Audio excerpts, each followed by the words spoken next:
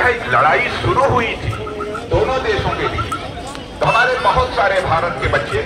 कोई वहां मेडिकल की पढ़ाई कर रहा था, कोई इंजीनियरिंग की पढ़ाई कर रहा था, कोई मैनेजमेंट का कोर्स कर रहा था।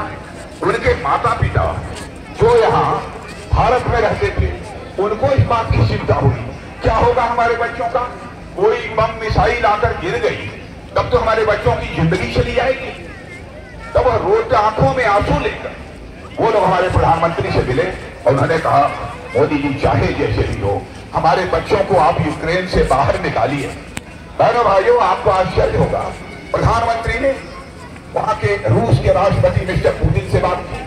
और यूक्रेन के राष्ट्रपति मिस्टर जेलेंस्की से बात की, और आपको जानकर खुशी होगी, गौरव की अनुभूति होगी, 4.5 घंटे के लिए रूस और यूक्रेन का युद्ध रुक गया और 22,000 भारत के बच्चे,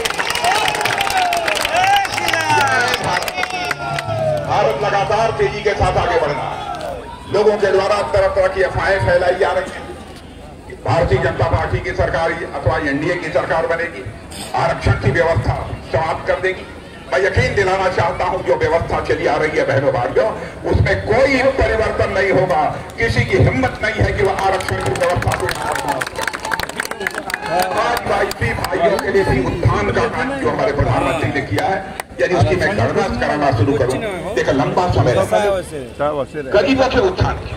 और आज तक दुनिया में जो काम नहीं हुआ वह हमारी सरकार ने किया है मोदी जी के नेतृत्व। आपको आश्चर्य होगा कि 10 वर्षों के अंदर भारत से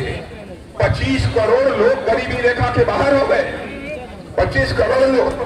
दुनिया में यह करिश्मा कहीं नहीं हुआ है तो केवल और केवल भारत में, और सारी दुनिया इस बात की सराहना कर रही है। इसलिए मैं आप सभी लोगों से अपील करने आया हूं, लंबा चौड़ा भाषण करने के लिए, मैं तो अपनी निशिकांत जी को हार्दिक शुभकामनाएं केवल देने के लिए यहां पर आया केवल। और बहनों भाइयों, चाहे प्रधानमंत्री जी, चाहे प्रधानमंत्री जी, चाहे हम लोग, चाहे कोई भी, जब कभी कोई मुद्दा, गंभीर मुद्दा संसद में पेश होता है, यदि तलाश किसी सांसद की जाती है तो आप